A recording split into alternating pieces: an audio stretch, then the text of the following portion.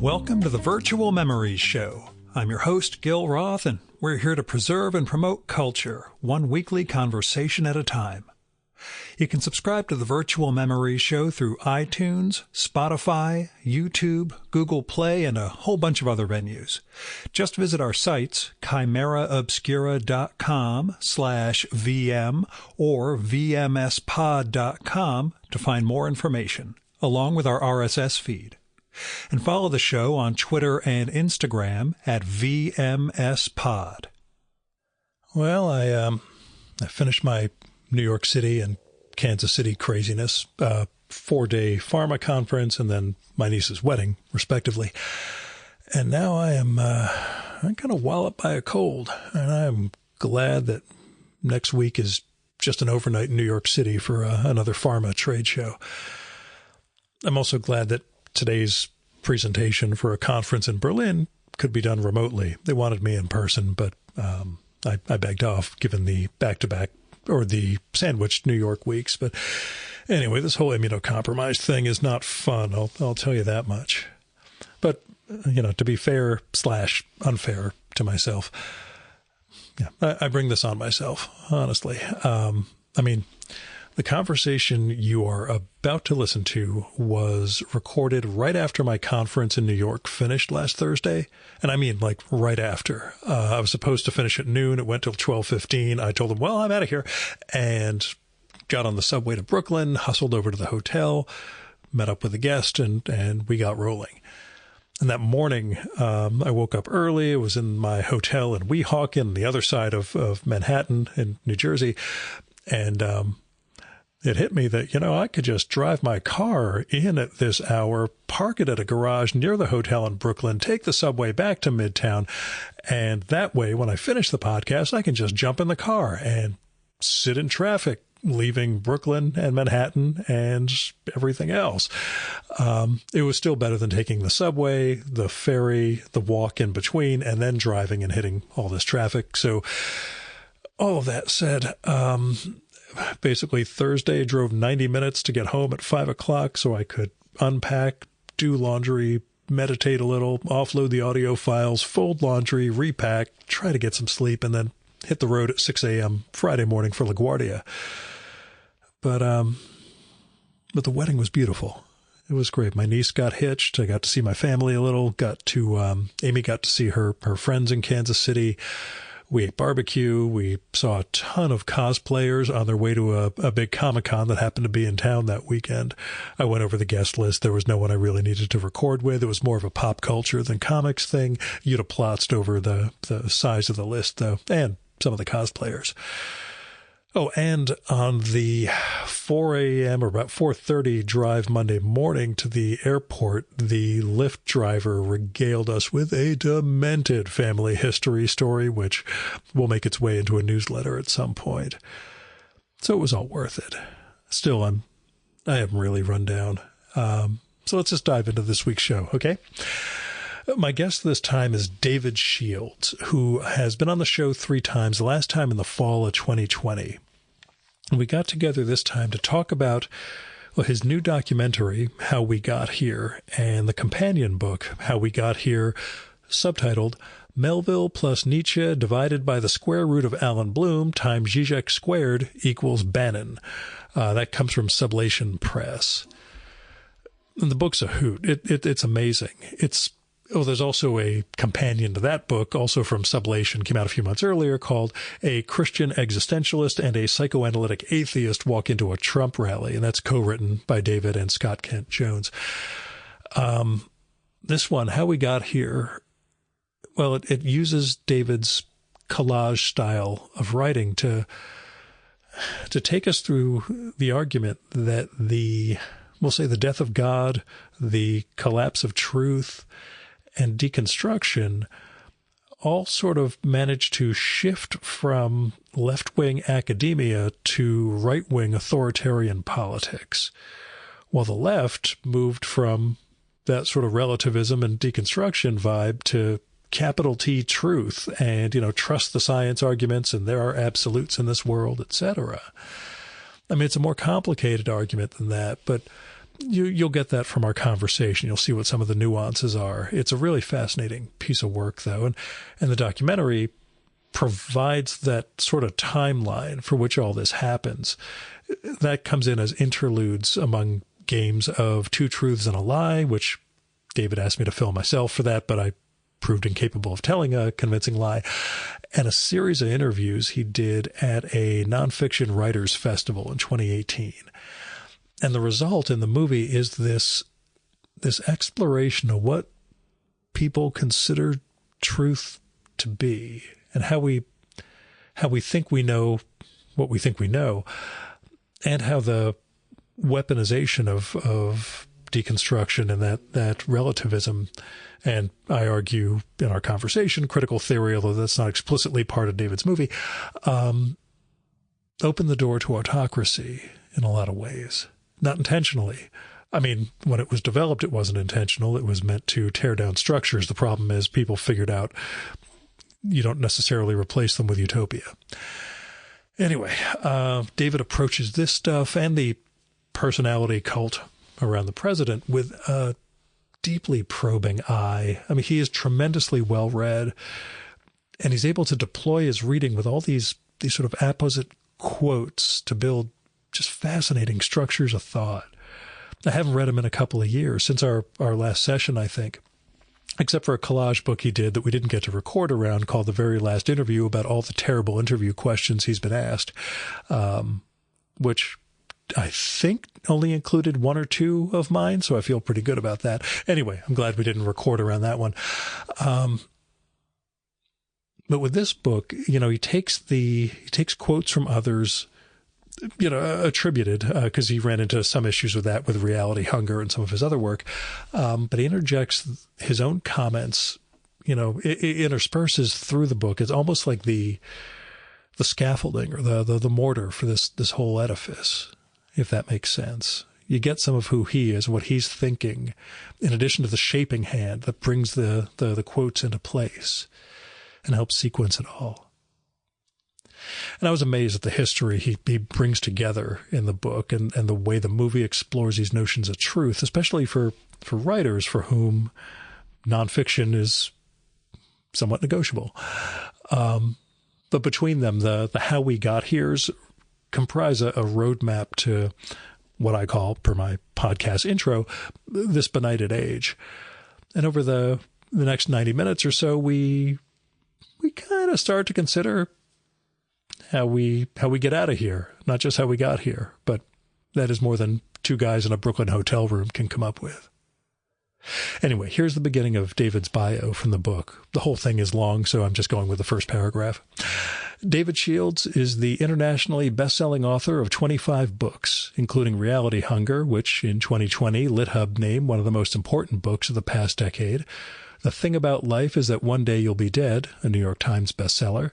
Black Planet, Facing Race During an NBA Season, a finalist for the National Book Critics Circle Award and PEN USA Award.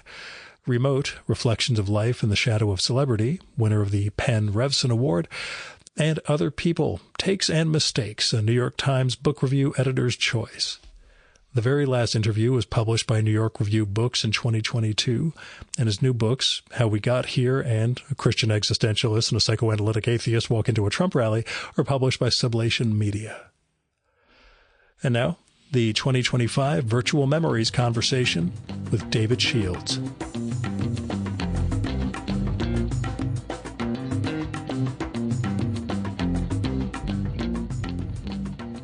I guess as an opening question, how did we get here? Yeah, well, that's obviously the question. You got to take the next hour or two to answer that. I mean, there's a million ways that we got here, everywhere from algorithms of digital social media to, you can go all the way back to the New Deal and it's Democrats' evisceration of any alignment with the working class, sort of what's the matter with Kansas. But there's any, late market capitalism, there's any number of approaches to it. And, again, I'm not a sociologist, I'm not a political scientist, I'm not a historian, I'm just a writer and half a thinker. And so the thing that I try to answer, and, as Gil, it's all spelled out in you have an the equation subtitle for of the the cover. book. Yeah. Melville plus Nietzsche divided by the square root of Alan Bloom times Slavoj Žižek squared equals Bannon, which might seem like whimsical intellectualism or academic playfulness, but it's quite serious. I mean it quite literally, and I think look at my cheat sheet here, because I haven't talked about this book for a while because it came out several months ago. So I have to remember my 3x5 cards here. But anyway, I mean, it's a real argument I'm trying to make that, I don't know if you want the long version or the short version. Well, that saves me from having to talk about it in the introduction. So let's just say, how did we get here? And in a way, I can't quite figure out if the book is very prescient and very prophetic and very relevant, or now amidst the oligarchic authoritarian takeover, whether the book seems like sort of irrelevant. Who cares how we got here? We're here. How do we survive as a republic? That's a separate question. But the Melville part for me, like Melville's sort of a metonym for Melville, Dostoevsky, Nietzsche. Mm-hmm. God is dead and we have killed him. Like that's the first part of this, 1850 to 1900. Then 1917, and this connects up a little bit with what you were talking about, Robert Musil and the Man Without Qualities, and how the soul, the soul's always been passé. Yeah. And so then 1917 to 1945, Heidegger, Camus, Sartre, there is no essence, there's only existence. Basically, implicitly, nothing matters in any absolute sense. Then, crucially, sort of 1950 to 1970, Derrida, Saussure, Barthes, Foucault, deconstructing truth. There is no absolute truth. So we've gone from the death of God. Again, I'm speaking in huge generalities. Yeah, but it's us. But, Melville and Nietzsche killed God. God is dead and we have killed him was Nietzsche's formulation. And I think what's really interesting to me is the movement in the early 1980s, the late 70s, early 80s, where Alan Bloom wrote a book called The Closing of the American Mind. He was sort of a University of Chicago sociologist. And his book was hugely adopted by right-leaning critics and academics and journalists and political figures, George F. Will and William Bennett and Patrick Buchanan, and a whole series of right-wing talking heads that somehow in deconstructing the Bible and deconstructing myths of God, of truth, in questioning the roots of the American Republic, that somehow the academics on the left were teaching our children to not believe in absolute truths. Yeah. This was like a huge part of 1980s politics. And it didn't exactly work. That Clinton was elected in 88 92. And 92 yeah. And 96. You're right. Yeah. George Bush in 88, sorry. And so anyway, to me, what's interesting is how they tried to sort of demonize deconstruction, did the right wing. And then I think what's interesting to me is the ways in which a series of academic and philosophical and intellectual investigations. Does God exist? Is God real? Can we question God? If we question God, does truth exist? Is all truth relative? Let's demonize this relativity, this subjectivity.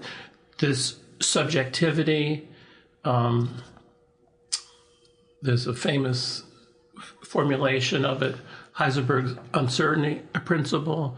The observer, by his very presence, alters what's perceived.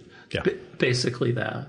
And so, to me, what's really interesting, I mean, again, I'm just trying to find my verbal footing here, but essentially, a series of philosophers, academics, linguists, scholars, scientists, writers, existentialist thinkers, post-structuralist thinkers, investigated, does God exist? Does truth exist?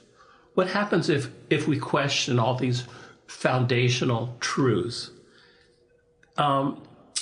50 years ago, a lot of the right wing, and for that matter, centrist people, question all of this questioning. And I think the really interesting thing, which I'm trying to understand in the book, in the film, and it's not clear exactly how it happened, people like Trump, Putin, Bolsonaro, Xi, Modi, a whole series of right-wing... You can say Netanyahu. It's okay. It's just us. That's true. This is true. Instead of demonizing deconstruction, they have weaponized it as a crucial part of political theater. That's the big thing that fascinates me. Yeah. And the book came out of a film. The film came out of, in a way, my sense of my own intellectual complicity with it, in the sense that, you know, I've contributed to this, not in any... It is my second question. Are you to blame? Exactly. Reality hunger, but yeah. As are you. Exactly. And so I think what everyone thought was a series for the last 200 years, going back to Melville's Moby Dick, 1851, God is everywhere. If God is everywhere, is God nowhere, which is a kind of pantheistic stance. How did a series of philosophical and literary and scientific investigations become the go-to strategy for authoritarian right-wing political theater? That's the big question. And I definitely have answers. I'm sort of slightly playing naive. I sort of know how that happened, or at least I have tentative ideas. But you also have the flip, which is that the left adopts the opposite role. As the Precisely. right pushes this perspectivalism and relativism, the left turns into the absolute truth. No, we trust the science, and exactly. Yeah, and that's fascinating to me. Yeah. And I think I have certain. Let's see if I can find certain parts in the book in which, and again, I'm sort of have this weird love-hate relationship with the New York Times, which is this. You say they get things right 10 years later, but exactly, which is this whole book I did called "War is Beautiful," the New York Times pictorial guide to the glamour of armed conflict, in which the Times was carrying clearly water for the run-up to the Iraq and Afghanistan incursions, and a big part of it was them running glamorizing, pornographically beautiful pictures of war on the front page of the Times for 20 years. But I digress. And I think what was the Times' big banner, their running thing, the truth matters. Yeah. I mean, again, the Times is really interesting me as a default mid position, in the sense that they're kind of, for me, like middle brow, middle class. They're trying, their brand is fascinatingly trying to appeal to all things, to all a national paper. Exactly. Yeah. And it's just, they are an interesting trace or die of what the Overton window of discourse can accept. So the Times, you can see it in virtually every headline. They're trying to play both ends against the middle, to be left enough, sort of, that they'll run columns by Michelle Goldberg, and then they'll right enough that they're running Bret Stephens or whatever. Or so that Tom Cotton's the notorious piece, militia piece. Yeah. But in any case, the Times, as again, I don't really care about the Times per se, but what it stands for. Yeah. The truth matters is just sort of this centrist doctrine. Like, wait, the truth matters. The last 200 years have been nothing but an intellectual, scientific, philosophical, linguistic, post-Einsteinian investigation to show the truth probably doesn't exist, but if it does exist, it's extremely hard to track and to know. So somehow the Times, as you've said, just as, again, a default centrist, liberal, mid-position, the truth matters, democracy dies in darkness, the Washington Post thing, pre-Bezos, it flipped. And how did that happen? And again, I don't have the answers, but I have, I think, a lot of semi-decent questions for it. I mean, how do you think it happened, Gil? You're reading Robert Musil. Tell us how it happened. Which is the funny thing, because there's so many threads of The Man Without Qualities that I see playing out now in a book that is writing about 1913 Austria, where they have no idea what's coming, and they're working on the grand idea for the year of celebration, and this is going to be the year that we bring all of these young ideas together. Even this morning's chapter was about bull markets in ideology and idiocracy. And I was just, wow, that holds up. Yeah. Just every morning I'm sitting there like, he died in 1938, so we know he didn't even see what was coming. But he did, like Kafka. I'm glad the book and the documentary too, although I have questions about the timing of the documentary that's interesting to me, but crystallizing this, because to me, like, there were moments. I went to Hampshire College, 1990 to 93, when the deconstruction movement is dominating the school and politically correct language, etc. So a lot of things from the 2010s felt like Hampshire taking over the world. Wow, there were a lot of really moments that were just like, a lot of the language we had to be super careful about and we were ridiculed for now has become the thing. All the HR training things. I'm not derogating that stuff. No. I'm just saying it was seen as nutbag, those crazy hippies out in even Hampshire. You, like, that's really I felt there was crazy hippie behavior and I was there. And I was, to me, that's really interesting because I grew up in LA and San Francisco, and my parents, as you may know, were sort of like hard left-wing political activists. It's kind of the world that I grew up in the 60s and 70s on the West Coast, and that a lot of the world which I questioned, which was this, what we would call now, kind of PC or hyper woke stuff, in which I feel like the world that I grew up in has become Same thing. the It default. exploded out And into so the for world. me, if you graduated from college in 93, I graduated from college in 78, so it sounds like I'm 15 years. That's not right, because I'm 54 years old and you can't possibly be 15 years older than me. But anyway, go on. I am 68, so that's damn, interesting. Man. But anyway, you look great. So thanks. So anyway, what's my point? My point was really interesting, is that I think, you and I are vaguely, left of center. But if you went to Hampshire, graduated in 93, I kind of grew up in like hyper politicized sort of left-wing Black Panther, Red Diaper Baby, California. There were stretches. I have an inborn skepticism toward it all. I have a really radical politics, sort of, but I also have tremendous skepticism toward the default language of it all. And because it's ultimately exclusionary. This is a really great point. I think Howard Chaykin brought up years ago, a cartoonist who does not fit into any political. He is very left himself, but gets demonized by the left. And, his take was, and this is a common formulation, the left keeps purging people. The right keeps saying, yeah, come on in. We're a Big Tent. If you're canceled, you're part of our team now. Interesting.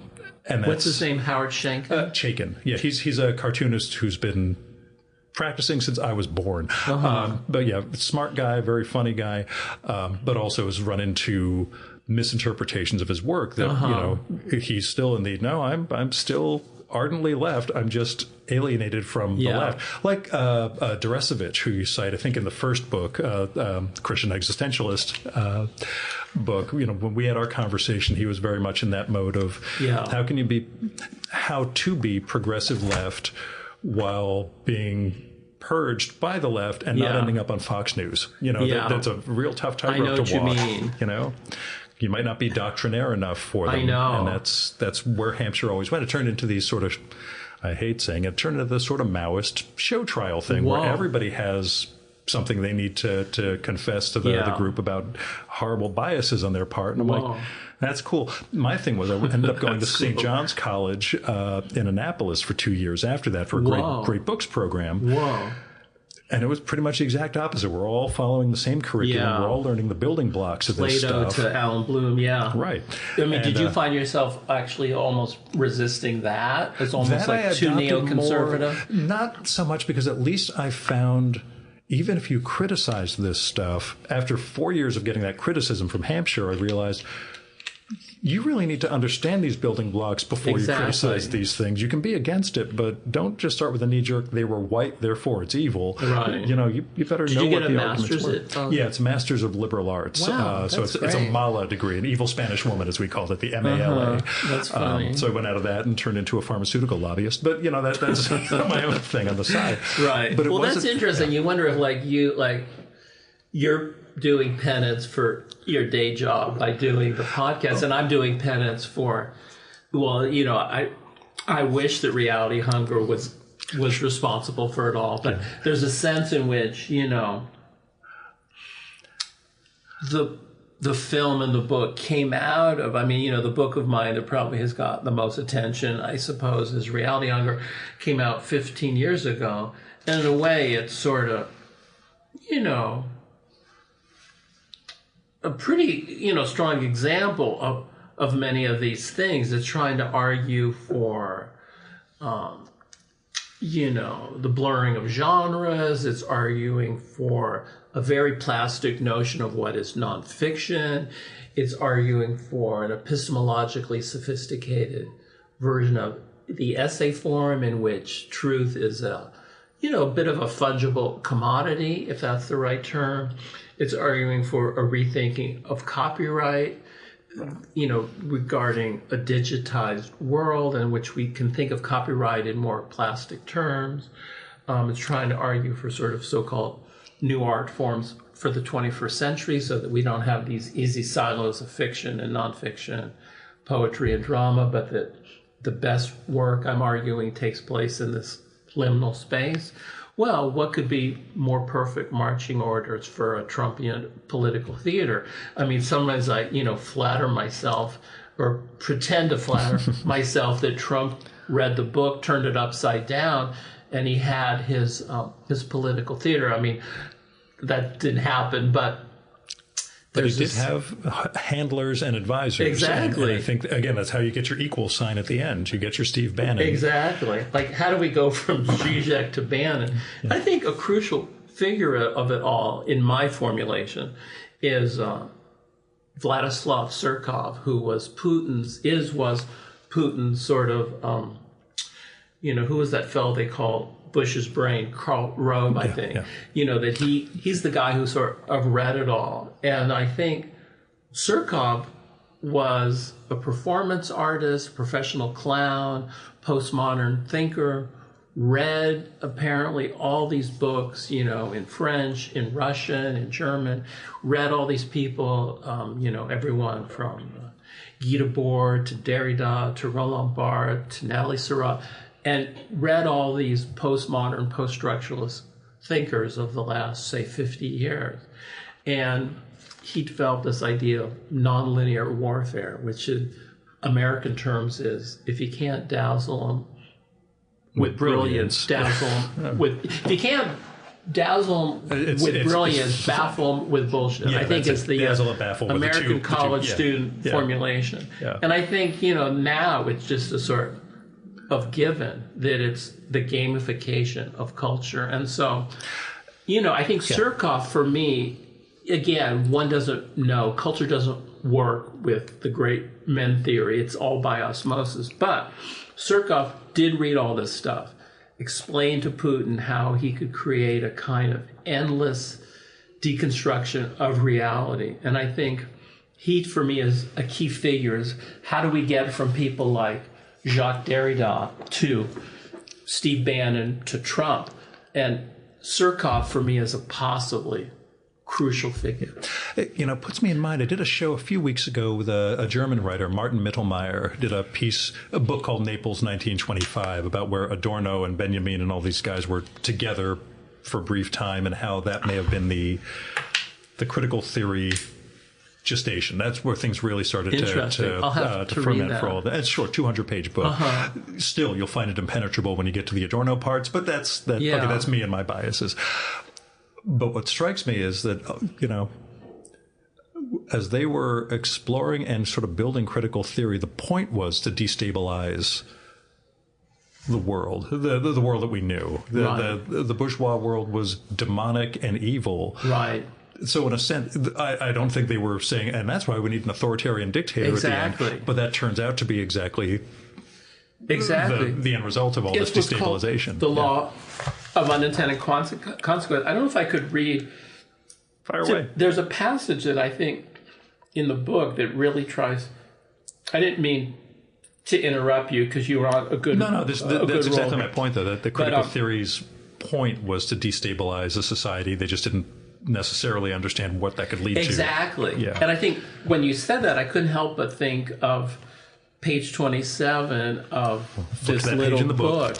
And it's, the book works in, I think, 18 chapters, taking us from basically Plato all the way up to, Tucker Carlson, and how did these ideas move forward? And to me, a key moment in it is kind of the core of the book is right here. I quote Picasso. This is straight out of what you just said, Gil.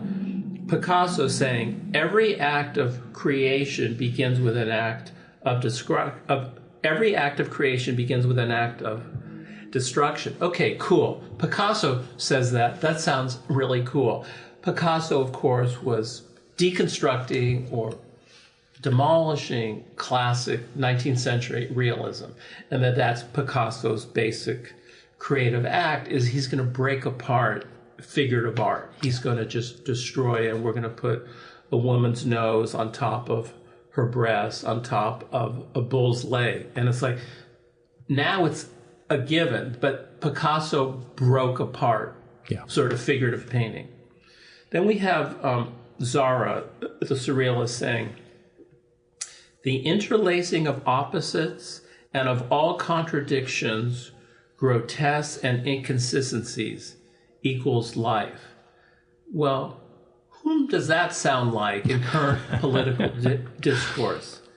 Then we have André Breton, who wrote the Surrealist Manifesto, saying, and this sounds even more like a contemporary political figure, "The purest surrealist act is walking into a crowd with a loaded gun and firing into it randomly." And then here comes the obvious punchline. "I could stand in the middle of Fifth Avenue and shoot somebody, and I won't lose voters." Trump. And then I think the move I make here that is good, I hope, is I come back to Zara. "There is no ultimate truth." That's the book to me. Yeah. That we go from Picasso to Zara to Breton to Trump back to Zara, in which, exactly as you were saying about, I think you were talking about Walter Benjamin, Adorno, and some other people saying, I think a well-intentioned way, that we need to break apart bourgeois complacencies and what bourgeois order, that we need to acknowledge that there is no God, there is no truth, especially these are overwhelmingly Jewish writers who implicitly are arguing against German idealism, German ideology, German bourgeois culture. You'd argue that Freud's a part of that. What's the unconscious but a kind of chaos-making machine? They weren't saying, yes, Hitler solves all this. Breton wasn't saying, yes, Trump solves all this. But by the law of unintended consequences, by opportunistic cherry picking, what began as, I think, a very useful questioning of God and truth and stable meaning became, by a series of surprising high jumps and hijinks, I think, the default political weapon of contemporary political authoritarianism. And I think part of it is I'm almost like a disguised Democratic operative saying, you don't get it, do you? You just don't get it. Because every day we've got Charles Schumer with his granny glasses and his political norms, and we can't let this happen. Exactly. And, yeah. And I don't have the answer, but I just know saying that the truth matters, that's not solving it. Yeah. That's not getting the job done. Yeah, I think you get these institutions where there's just a lack of understanding how, if someone does not have the same norms as you, it all goes off the rails. Right. I started this job in 2014, so I've dealt with 3 administrations now, and it's very different approaches to how industry works with government. Trump, with you went from Obama, Trump, Biden, and now another Trump. So 4, and effectively 4. This is because Trump 2.0 seems really different to me. Very much, yeah. Trump 1.0 in the sense that, the usual formulation from Marx is first-time tragedy, second-time farce. I would say with Trump, it's first-time farce, second-time tragedy. I mean, this is real. That's my basic go-to. Yeah. It's not exactly, people sort of overuse the word fascism. To me, it's oligarchic, it's authoritarian. I don't know. The whole thing is an attempt to, of course, privatize the government and steal as much money as possible. That I don't think, and so... Anyway, I try to think of where we're going in this wandering conversation. Yeah. Well, let me ask them, the companion to the book is a film, also How We Got Here, right? Yeah. Which includes something I regret not being part of. You did ask me to be part of it, but I oh, right. I was asked you to do a 2 truths and a lie thing. Yes, right? and the sad truth of it is I find it very difficult to lie in any significant way. I could have changed one detail of something and been fine, but as my wife knows, I could never cheat on her because I'm incapable of lying or holding anything back like that.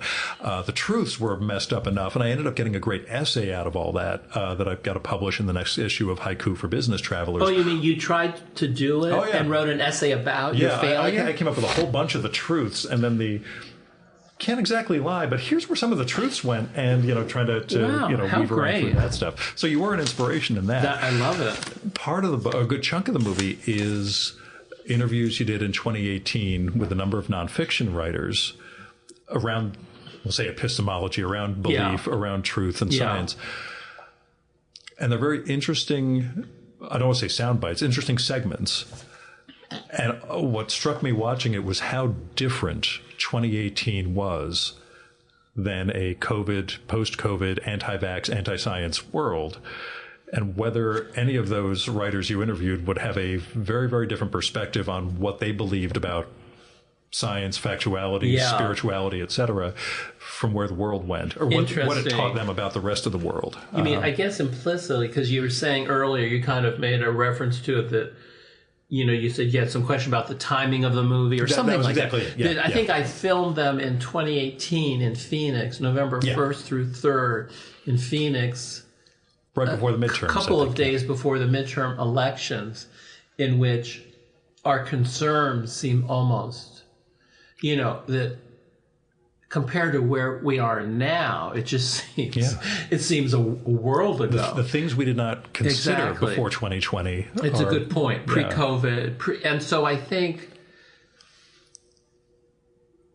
their approach to those questions and what they would say 5, 6, 7 years later is or the very questions. Like interesting. I'm just trying to look at the book, because in the book I do say, what are the questions I ask them, along with my fellow writer teachers, Robin Hemley and Nicole Walker, that we ask them, how do you know what you believe? Do you have any absolute beliefs?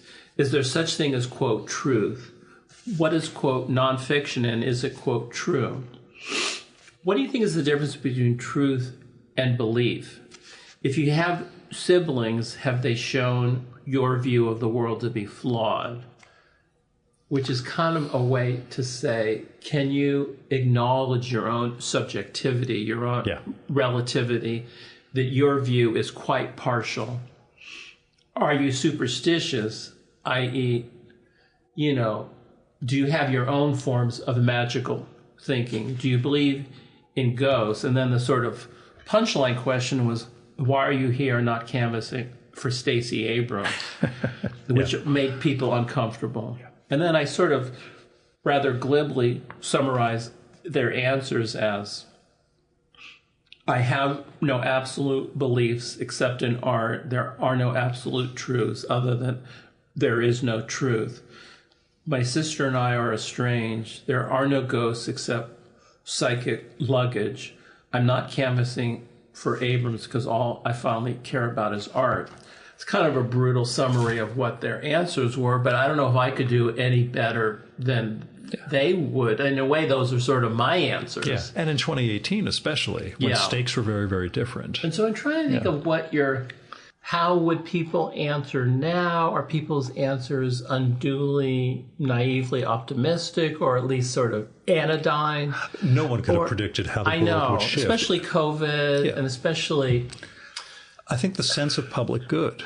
That's a good term for it. The realization that there is a significant chunk of the population that does not care if you die of COVID, as long as they have their freedom. Yeah. As opposed to what we owe each other. Yeah. No, exactly. That's a good term for it. Public good, which goes all the way back to Aristotle and Plato. And I think... Again, I went to St. John's. So. There you go. I love it. And I think... What is the form of that? I mean, that film works in 3 different strands, and I think I told you, or maybe it's obvious, but the film came before the book. I did the film, I finished the film, I felt like I needed to explain more than the film does, even the Melville to Bannon thread, how we got from, God, truth, demonization of deconstruction, the weaponization of deconstruction, and now here we are. But the interviews, we have those 2 truths and a lie, which you unfortunately didn't participate in.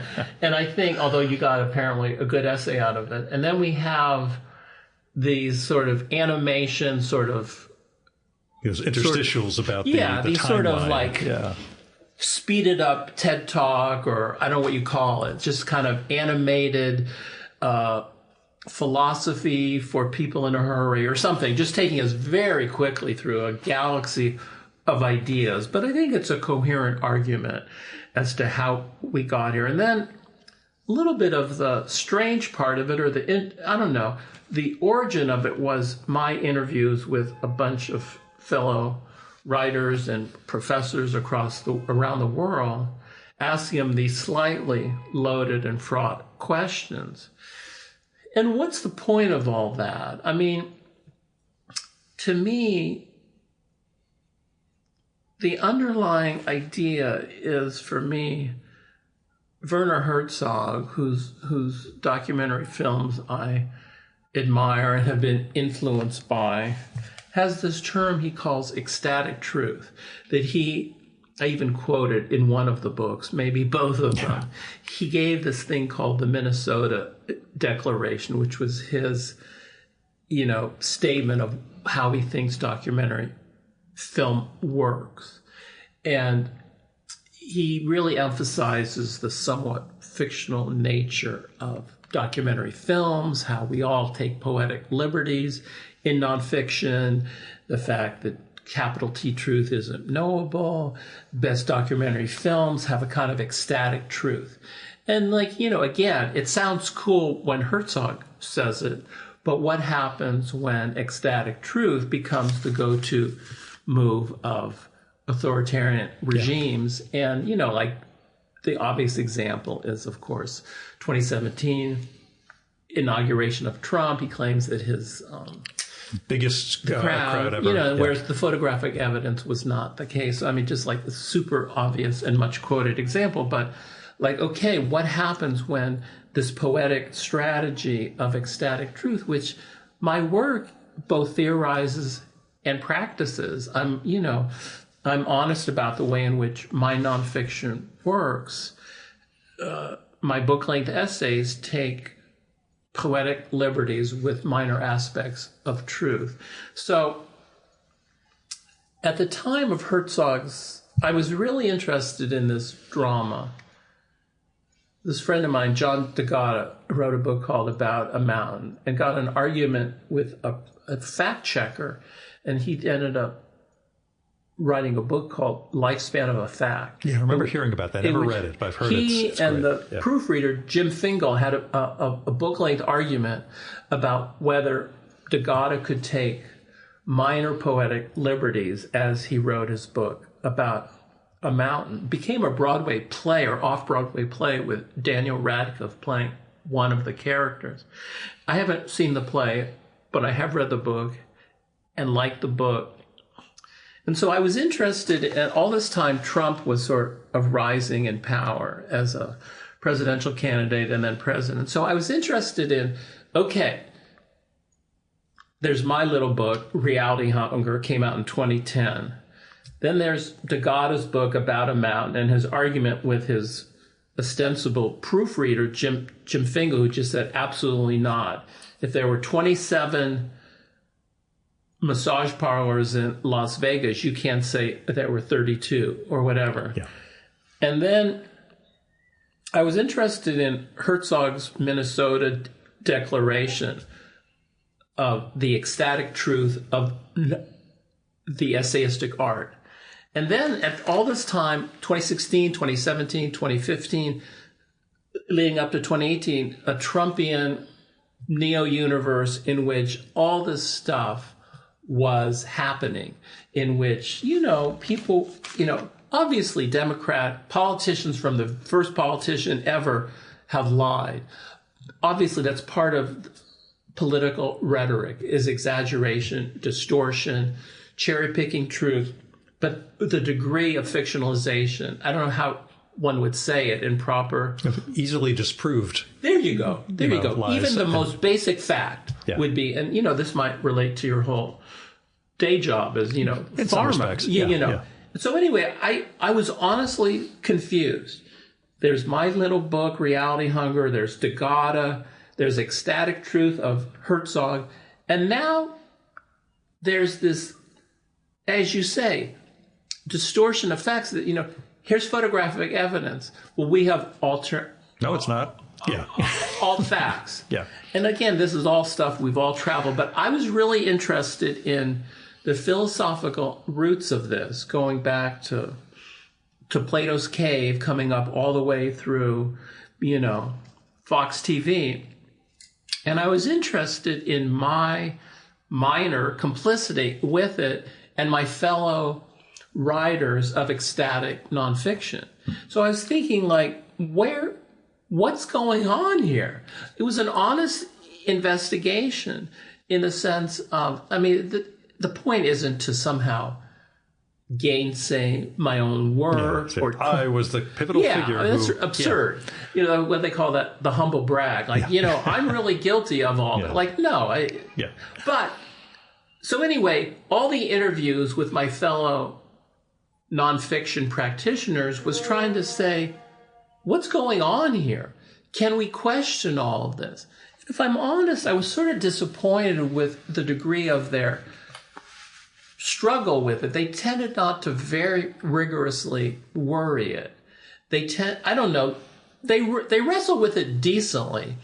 And I don't know if I could have done any better, but it was sort of like, well, I'm a writer. I try and teach truth. It's a little bit like the Moth Radio Hour, where at the very beginning they say, the truth as I see it or as I know it. Something like, these have been affirmed to the degree of that's the super easy get out of jail free card. And this has always been, and maybe this is my St. John's punctiliousness about language, but a person speaking their truth, I'm like, yeah, I'm more of a capital T truth guy, or everything is this is my story as opposed to my truth. And so I'm trying to think of where. I mean, part of me wants to say, given your experience at Hampshire and given your experience at St. John's, and then my experience in the real world for the last 30 years, I wonder if you almost would. I don't know if you have serious intellectual disagreements with some of the stance of how we got here. I'm not even sure what the stance is, but I do think I tend to question capital T truth, I think, and yet I see how it's gotten into huge political peril. So I'm a little bit between Scylla and Charybdis here. Rather than Herzog, you bring up the other documentarian who shows up in the book a few times, in both books, Errol Morris, for whom, and Benjamin also gets cited at the very end of the movie, not to give any spoilers. No, go ahead. It's not that kind of movie. I know. But that sense of there is a truth, but it's unknowable. Right. Which, to me, and this is what Simon Critchley and I kind of fought over last fall. I love Simon's work. We had a discussion about mysticism, and he felt Christian and Jewish mysticism were overlapping. I'm like, I'm not a grand scholar of Jewish mysticism, but I think it's the opposite of what you're characterizing in this Christian mysticism book, which is cool. I mean, you did a great job with this thing, but Jewish mysticism is approaching knowability of the universe in a different way, with some of the overlapping threads of decreation and stuff like that. But how he characterizes Christian mysticism, which I had no real background in, with a lot of the Middle Ages mystics and what their the experience of encountering the Godhead was, and then how they spend decades of their lives, analyzing and trying to relate it out to the world. Jewish mysticism, there are more formulaic in a sense. There are formulae that are related to Jewish mysticism that are rituals and rites, which is a very different thing. That's not entirely what it's about, but there is a schematic of the universe that you climb. You climb through the 10 Sephirot. There is a whole mythology around that. And that's different than what this Christian mode is like. And he just, Sholem says this and this. I'm like, yeah, you're much more educated than I am about this. I'm just telling you how it struck me versus that. Yeah. The bigger issue, and Nick Cave is on my side on this one, which is nice. His thesis also is that in the present day, in which we've... you mentioned Nick Cave came up. Oh, yeah? Was he the one who kind of name-checked a book of mine or something? I don't know. Wasn't that one? May have. Not Nick Cave the musician, but Nick Cave the scholar. I know Nick Cave the sculptor. I'm hoping to meet because I got to see his work very recently in the city. But Simon's take is that in this, we'll say, godless age, what replaces mystic transcendence is going to live music shows, essentially, like having that big experience of communal transcendence through art, generally through music. Which I said, yeah, but that's not the same exactly. And he's like, yeah, I asked Nick Cave, when we met once, what he thought of that. He said, it probably has, and it's a sadder world because of that. That we don't have God, that we have Dionysian. Yeah, people at concerts just bowing ridiculous. In front of a guy on a stage. Yeah, it is transcendent, but it's what you're transcending is not clear, or whether you're devolving as opposed to transcending. I guess is part of the issue. So anyway, that's me and my rambling on about I forgot how we got onto all this. Mystics, understanding. I forgot how, but we were talking about like my sense of like ecstatic truth, yes, and all that, and Errol Morris, and that sense of knowability, which brings us to the Karl Rove question, because the thing with Rove, you bring up the bridge to get to Bannon here. Ron Rosenbaum wrote a facetious column back during the 2000 election when there was the whole hanging Chads issue, Ron went to college, and I'm going to mischaracterize this, and if he's listening, he's going to shout at me. Ron went to Yale with George W. Bush, and the satirical column was about how all the time he thought Bush was off skirt chasing and everything else. He must have actually been attending some of these high-level deconstructionist classes, because all the Republican arguments around those ballots were about intentionality and what people wanted to check versus, the box that actually got collected. It's a really good moment. I mean, I've been in touch with Rosenbaum a little bit. I mean, he gave a very generous quote on this book. I forgot he did. Yeah. And he even connected me to Morris a little bit, because they have done, that Morris did the introduction to Secret Parts of Fortune, which is one of my favorite collections of all time. But anyway, go on. It's a great moment. I mean, it is I haven't read that piece of Rosenbaum. It was a New York Observer piece. I don't think it's ever been collected. But, and that basically that there was a kind of a deconstruction taking place. An intellectual. I mean, Bush is even less philosophical, I think, in a way than Trump, because I think there are tiny moments that Trump says that betray a somewhat metaphysical predisposition. I mean, he's utterly terrified of death. That is super clear. An awareness of the performance is there, where Bush didn't reveal that sort of self-awareness. No. And but that's a really great moment that, I mean, obviously there's no origin moment where the separation between the signifier and signified happened. It's built into the very nature of us as linguistic animals. But the moment of the hanging Chad, they marked Gore, but they really meant Bush,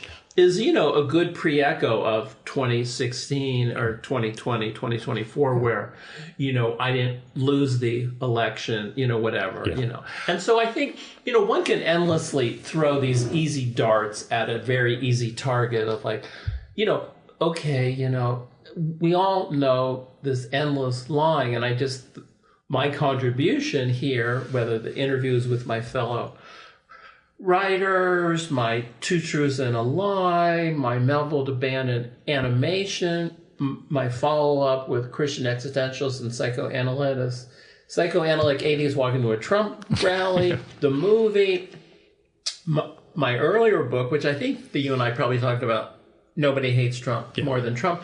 I'm super interested in him, just like I'm interested in the Times as a default metanym for the Overton window of discourse. What can be said? What is within normative discourse? The Times, 10 million people supposedly subscribe to the Times all over the world. It's really interesting because they try to be a pseudo impartial arbiter of the culture. And what they can and can't say is terribly interesting as a reveal. And so too Trump, that where the degree of Trumpian performative lying, how did we get here, is the precondition of the question, how do we get out of here? Yeah. That, I think, is what people care about now. And I don't have the answer yet. I'm working on it. But how we got here seems kind of important. Talking about, what's her name? Klobuchar, the price of eggs is just like a self-parody. We're talking about, Yeah, it's a contrast of her and seeing AOC doing her videos, and it's somebody who gets the connection and the things that actually matter to people, as opposed to the approved talking points that we have to, It's complicated because someone say, I don't know, it's really complicated because I see recently Tim Walz, who clearly is trying absurdly, I think, to prepare a run for 2028, which please don't do that. But he's trying to do, he says, I think I've learned it. I'll just use Trumpian, Muskian rhetoric. So we called Musk, foreigner Nepo baby or something like that. Somehow coming out of his mouth, it doesn't work. But even early in the campaign, when he was named, the weirdo, or their weird thing really did catch. There was a sense of if you actually point at these people and say, they're weird, man. Yeah. That worked. And then we got to have an approved messaging now and make sure we're approaching the policies. And, and that's a good point. But somehow, but it becomes too complicated and convoluted phrasing. And I think somehow, I don't know. It's really because obviously, democratic brand has to do with, eat your peas, as you eat your mentioned. peas, and also like getting the adjunct professorship at the Kennedy School of Government later, and you publish a book with Penguin Random House later, and I don't know. It's really, really complicated how you break out of that. Do you just imitate the, I don't know. Somehow I find... As I think about it, it's one of those, you wait for the other side to screw up, maybe. And that's Cargill. That's James Cargill's thing. For all the positives for Obama, ultimately, a 2008 financial crash hands a junior senator who's been in office a couple of years the presidency. In a different world where the economy is go, go, go, that's maybe true. Cheney wasn't going to run, and who knows if McCain actually gets nominated. Interesting. But, I think... to me, this is not a bad summary of it toward the end of my book. You mentioned Benjamin being at the end. Why am I forgetting? He's at the end of the movie, not the book. Oh, the end of the movie, right. Where that person... Same discussion of the truth. You have to keep pursuing the truth. The truth that we never quite... God is some... We never quite get there, but yeah. But anyway, this is from, if you're open... your hymnals to 120, page 125 flip. Of how we got here. I just say we have no foundation, no floor, no ceiling. That just seems to me true. I think that's always been the case going back to the first caveman, but it's really, really true now. Either we retreat into a Bloomian Platonism, which means Alan Bloom, who wanted to affirm the idea of capital T truth, capital G God, capital C Constitution, knowing all that is bullshit, but feeling that the unwashed masses need these myths to live by, which is very Straussian. It's the University of Chicago School of Sociology teach the unwashed myths to live by, even though we, the intellectuals, know this stuff isn't true. It's really fascinating. Either we retreat into a Bloomian Platonism, which is intellectually naive and dead, or we give a Herzogian shrug, Werner Herzog, the ecstatic truth. Or we give a Herzogian shrug and say, stories are all we have, and may the best story win. Trump is a genius storyteller. He just is. I thought he was fading, but he's 78, almost 79. And it's like, he's good at framing the narrative, as they say. Ground zero of that is the assassination attempt. The storytelling around that was just unbelievable. Anyway, stories are all we have, and may the best story win, which is more or less a get out of jail free card for Trump, Putin, Surkov, Bannon, Bolsonaro, Erdogan, Xi, Orban, and Modi. That's where we are. And where would you err, Gil? If you were to say, I think you might be more a Bloomian Platonist. Not as, I was at St. John's during all that, and the Strauss versus Jacob Klein sub-fight about this stuff apparently underlies all of St. John's, and I just had no clue esoterically what was going on. Jacob Klein? I don't know him. That's the thing. He's the guy who was sort of a counter to Leo Strauss, who nobody really knows. Was he at Chicago, or is he at St. John's? I think he was Chicago, but he was one of the founders of the Great Books program, so he's a hero there. While they study Strauss, Klein is sort of seen as this, I think, kind of counter to him, Yasha, as he was known. The funny thing was, St. John's is very Athens-centric, and when I went back about 2011, 2012 for a seminar there, I met with one of my favorite tutors from when I was a grad student. We're now friends, and mentioned to him, I really have not read the Romans and Latin writers because we focus on the Greeks. He's like, yeah, that's a knock on St. John's. And, you really start with Livy and you can kind of learn more about Rome, learn, obviously, Virgil, etc.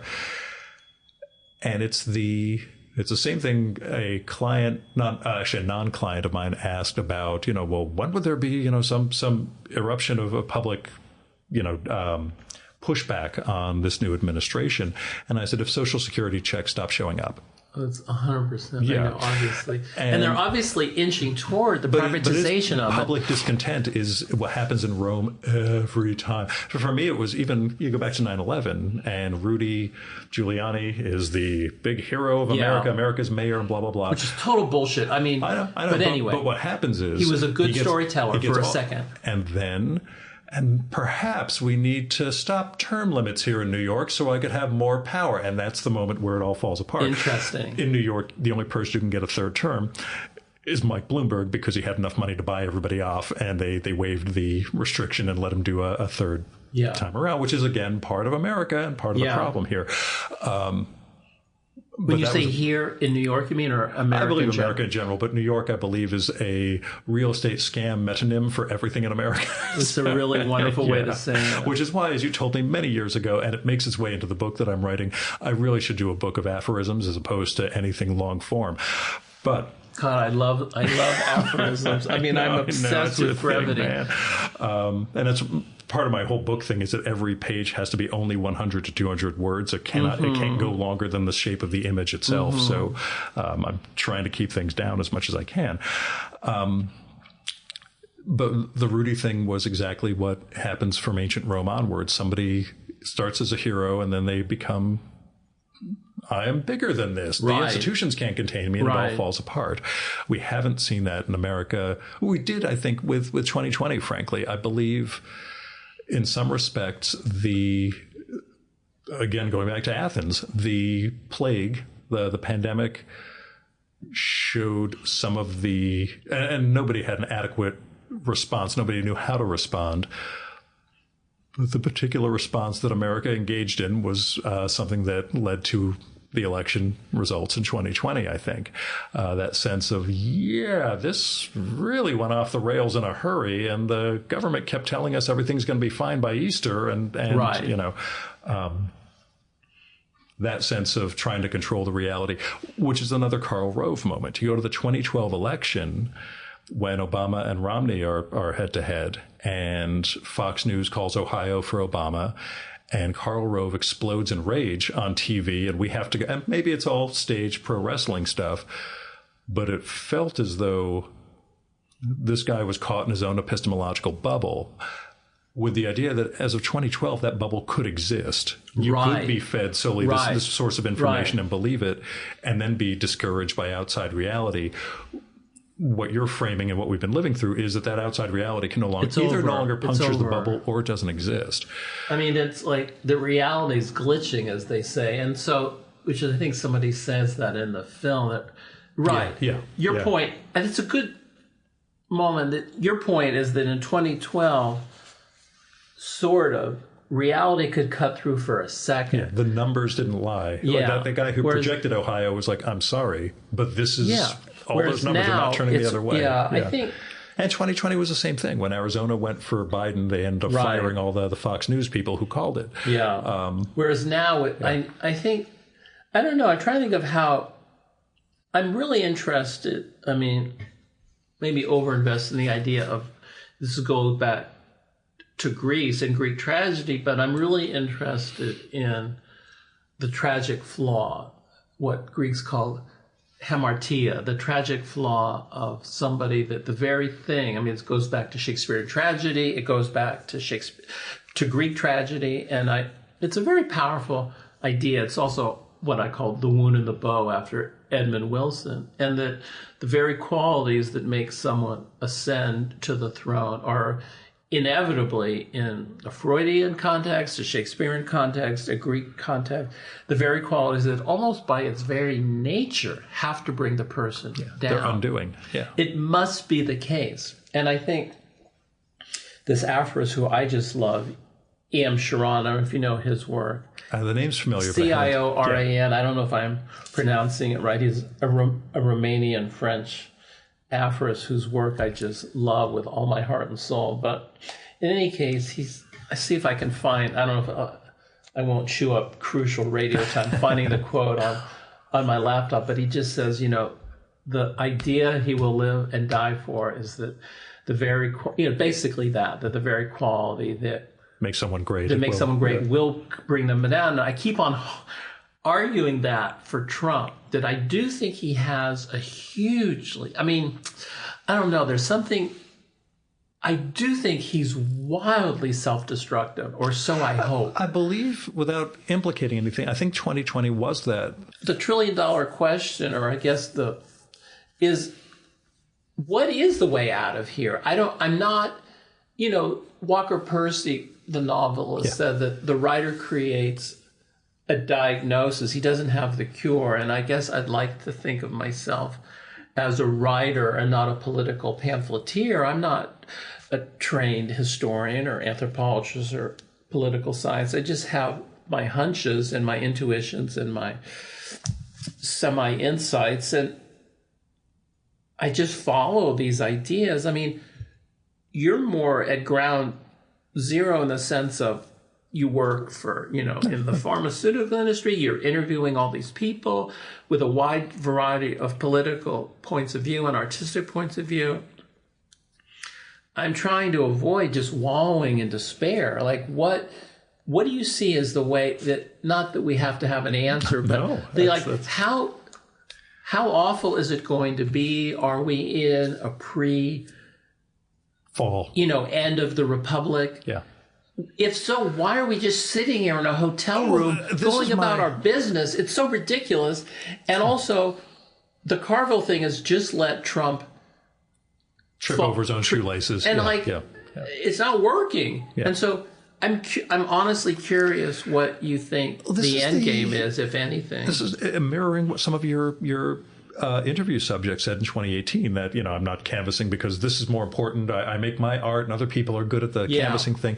I had the post I did in 2016 after the election of essentially the last paragraph of Invisible Cities by Calvino, where when you're in the midst of inferno, find what is not inferno and give it space and let it grow.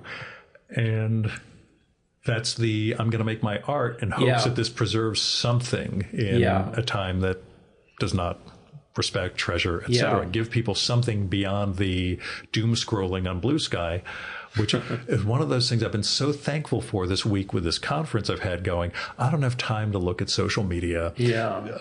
I go to LinkedIn because that's where all my business contacts are and who's trying to reach me. And it's like, I know there's all sorts of crazy shit going on. Yeah. But I can't affect any of it. It's one of the best things I've done. I don't need to be a fire hose of shit all the time. I've been on social media for 10 years. It's like the best thing I don't know if it's like hamstrung my career in some tiny way, but there's self-promotion, but it's all algorithm driven, and you point out how arbitrary those things are. It's something I'd wondered in relation to the disinformation and the stream of this stuff, how much of a role social media plays in it. Although, again, you really bring in both of the recent books, the founding of Fox News, long before there's really, it's 1996, so an internet exists, but there's no social media. There's no 24-hour fire hose going on. Yeah. The Fox News is really let's create a new information bubble, and these people will live in their own reality. Yeah. And again, like Karl Rove will suddenly discover that, it turns out Ohio wasn't following all the polls we thought they were following, and, Fox News, the algorithms are crucial. The degree of social media, the balkanization of culture through separate silos. And I'm guilty of it too, in the sense that, I don't know. I used to, this is interesting for me, and maybe I'm speaking a little bit ex cathedra, as they say, but, I did do semi-like, semi-don't like, but I do think that Rachel Maddow is smarter than the average bear. She just is more educated than people on MSNBC, and she's smart and she's funny and she's interesting to me, and I don't feel patronized exactly by her. But what was interesting for me, like so many of the other hosts are just talking, they're just lecturing in a sense. But anyway, she is a genuinely smart human being, and obviously she doesn't need me to say that. She's, terribly successful broadcaster who on some level is playing a journalist on TV. She's not exactly a journalist, but regardless, I was interested in this thing that she did where she was pointing out all of these plane flights that, there was a lot of crashes seemingly the first 2 months of Trump's administration. And I think I have this right. But one thing that MSNBC or say Maddow didn't point out is that apparently the degree of crashes was no more or no less than any other 2-month period, according to all of the research I did, which alas was on the internet, which of course is a flawed fire hose. But I thought it was interesting because she never said this is 500% higher than the average rate. She just said there was a near crash in Albuquerque, there was a near crash in Seattle, there was a crash in Philly, there was a crash in DC, and it's like, okay. And I was, gearing up to travel, and I was kind of worrying. Of course, I'm flying tomorrow. Yeah. And it was sort of like, well, okay, is it connected to the FAA, to Musk? Clearly, there was this horrible thing happening in which, Musk, out of personal vendetta, was firing people at the FAA who were questioning SpaceX, et cetera, et cetera. Was it directly connected to these crashes? Maybe, or maybe not. And I thought it was interesting. It shouldn't have been a revelation, but she too was choosing what she was specific. The sensational version of it. Yeah. She was pointing out the crashes, but she pointedly never said this is twice or 3 times. And I said, well, why isn't she saying that? Because that's all that matters. Yeah. And then I looked it up as much as I could, and it was actually lower by percentage. Yeah. And I'm not sure why I'm bringing this up now. Why are we talking? I mean, other than, of course, there's distortions in every megaphone.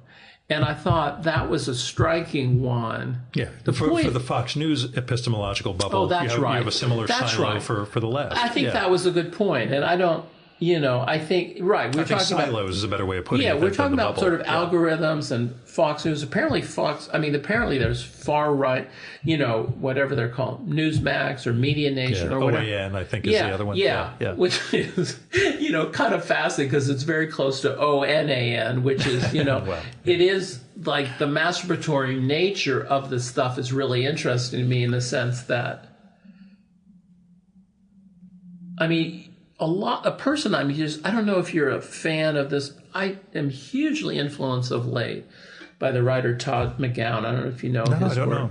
He teaches at the University of Vermont. And you mentioned McGowan a few times in the books, and I kept thinking it was Shane McGowan, but it turns out, okay, so I'm glad it's somebody else. I'm kidding. Because Scott and I don't know who Shane McGowan is. From the Pogues.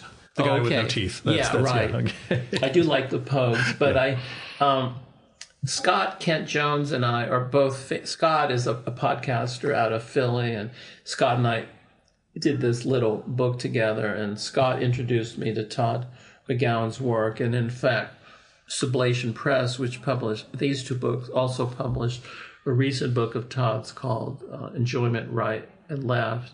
Anyway, Todd's a professor of film and critical theory and English at the University of Vermont, and he's just real. I'm trying to think of how to.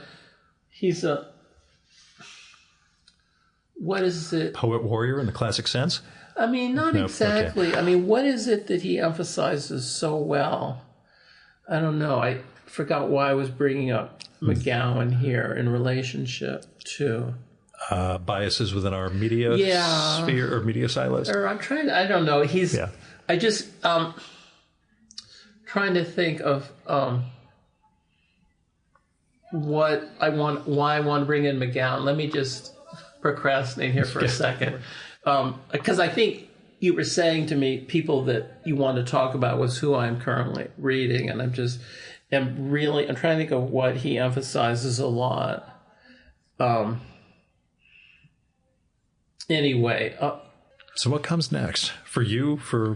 We'll go with for you on this one. Are you, besides the exploration of how the hell we get out of here, and your detective story of exploring the president's psyche and trying to understand? I know. I don't want to just keep on. Yeah. What are you looking at? Yeah, I think that's a good point. I know what you mean. Speaking of detective story, that is the first line of this little book on Trigo. This is a detective story. Yeah. Like that what... Which sort of puts you in that Errol Morris camp of that's true. Believing there is something to be found. Right. Yeah. But anyway, I think what's next for me, I think I'm, as always, I'm working on a lot of different things, both books and films. I have a book coming out next year in February of 2026 called Failure is the Only Subject.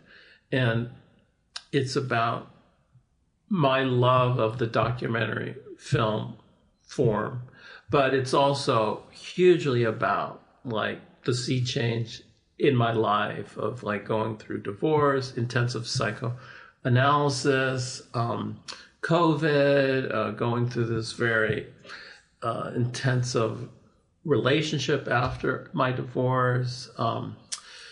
I did mean to ask how the past 5 years have been, because, from my end, all it is I just grew more hair. But yeah, but, I mean, you definitely have me beat on the hair front for sure. But I think it's anyway.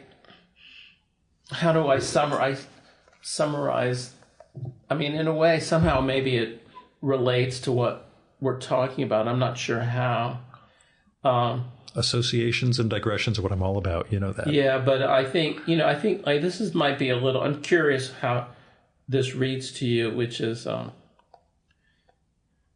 gonna just. This is the what do they call the elevator pitch or the log line. So on February 3rd, 2026, Autofocus is publishing David Shields' 26th book, which is definitely 20 too many, but anyway. Failure is the Only Subject, which is about how Shields, undergoing intensive psychoanalysis in the aftermath of his divorce and in the throes of an addictive new relationship, pieces his life back together just barely by obsessively watching and rewatching documentary films about human disappointment. So that's the very intensive focus. If you come back out here, I will definitely sit down with you for that one. That's Thanks. And that I mean, partly is my just, whatever. Sales pitch. But hawking that book. But I'm trying to think of like your point, like, I guess that is finally the distinction I want to make between Trump and me, as it were. There's obviously quite a few differences, but that like, to me, Trump fascinates me as a personal essayist gone wrong. He views everything through the lens of his own subjective take.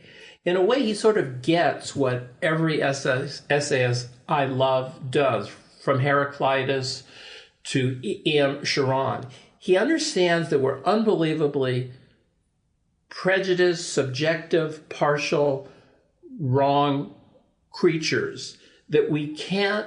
It's very hard to see outside of your own aperture. But what I do as a writer, as a filmmaker, is I investigate. I write what's, for lack of a better term, is sort of self-deconstructive nonfiction. I sort of double down, triple down on my own flawedness. And you could say that's either self-indulgent or narcissistic or self-consuming artifact, but I explore my own weaknesses is my thing. And it works for some people. It doesn't work for others. I have to tell you, I mail a postcard every day to people. I started a couple of years ago. It's a New Year's resolution that I've held on for 3 or 4 years. You send a postcard every day? Yeah, I mail a postcard. That's why I think I forget if I've sent you one. I know we have a different address because of your whole life thing. But I ran out of like a boxed set I was working through. So I started pulling random ones that people had sent me to send out over the years. And I came across this one. I pulled it from the stack. It was a mining photograph from like some museum about something called the automatic undercutting machine. Whoa. Yeah. I was just like, there may not be a better definition of what my brain is than the automatic undercutting machine, because this thing is always telling me, yeah, Gilbert, me a really. Picture of that or I took a photo of it before sending that postcard out, because I send to people, here's the automatic undercutting machine. Powerful. Just remember, this is what's keeping you from doing stuff. Whoa. And it's sort of what, it does suggest an overlap between psychoanalysis and literary art, in the sense that I'm really interested in exploring that automatic undercutting machine. I think I do, I go back a lot to this wonderful definition of David Foster Wallace, where Laura Miller at Salon was asking him, what's so great about writing? And he said, we're existentially alone on the planet. You can't know what I'm thinking and feeling, and I can't know what you're thinking and feeling. And literature at its best builds a bridge across the abyss of human loneliness. To me, that's it. That is it. There's nothing more to say. And then Wallace ended up going on and saying, well, in fiction, you have to jump over all these hoops, like a fictionalized story, creation of characters, backstory, narrative, dialogue, scene. And I personally find all that kind of boring, to be honest. I'm really interested in trying to build a bridge across the abyss of human loneliness through what I call sort of reality-based art, and really exposing your nerve endings. That seems to me to build a more durable bridge. But I think, it's not a bad place to sort of, I don't know if we're sort of circling toward the end here, but that I do think it's not a bad way to make a distinction between Trumpian ecstatic truth, which is just, bullshit 24/7. And my sense of ecstatic truth, which is, yes, I'm probably lying, being a human animal who uses language. This is a lot of what I learned from McGowan, who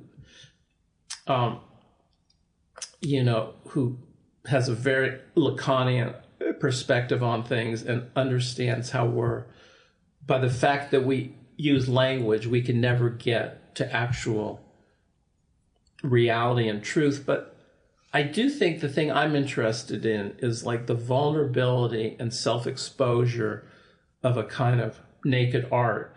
And I do think it's part of why I personally kind of find Trump so fascinating, because he, on some level, he understands how to break the fourth wall. He understands how to expose his weaknesses, like, I'm fine down there, and these hands are big enough, and I was having trouble walking down the West Point. The ramp or the stairs? Ramp, yeah. Because it wasn't my feet. It was there was something that was the matter with the ramp. And, he has porn stars saying that he's not very well hung. I mean, who could hang with all this, as it were? He weirdly triples down on his own weaknesses and turns it into pseudo strength. Anyone can read through it of him as a broken human being. And I think the thing I try and do in my art, and again, I sort of have learned some of this from McGowan, we're all broken human beings. That's what makes good art. And that in the best art, my brokenness becomes weirdly your brokenness, and that you understand that that's the shared human dilemma. Whereas what Trump does rather brilliantly as performance art is he takes his weakness, connects it to the audience's weakness. They too are without a God, without a job, without a wife, without a purpose. And then he says, don't worry about that weakness. Let's demonize someone. Let's enter a It's fiction. someone else's fault. Yeah, it's someone else's fault. Yeah. Let's demonize someone. I will be your voice. I will be your Godhead.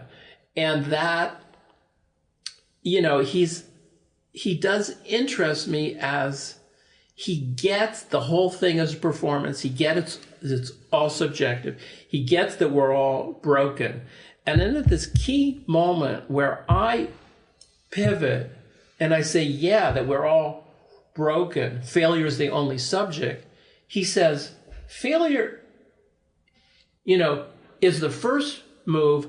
I'm going to pivot and say, as you say, it's all their fault. Come with me and I'll show you what strength looks like. And we're going to put aside that weakness, which which I showed you. I'm going to show you strength. It's very, very WWE. I'm going to my first WWE on April 11th, and I'm going to try and learn something new about him. Yeah. It's I think we talked about it last time. I have not listened back to our 5 years ago one, but which book were we talking about? I think it was Nobody Hates. I think it was. And to me, it was the WWE and the Howard Stern lessons also, that there's Stern, like it or not, changed the world in a lot of respects. And I know he would disown any, much like you with Reality Hunger, don't want to take credit / blame for where we are. Stern also has his, but I wasn't platforming exactly. But, there are aspects of Stern's performance that also bleed into this. Yeah. As somebody who was like 12, 13 years old when Stern gets into New York and starts doing the radio, I'm hearing that at, this very formative time. Yeah.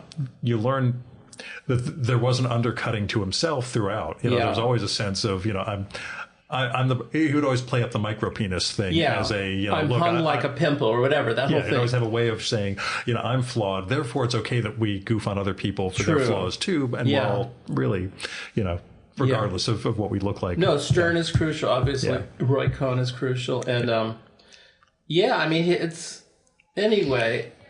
Yeah. So what comes next, we'll figure out. But, at least we have autofocus coming to there you go. There you go.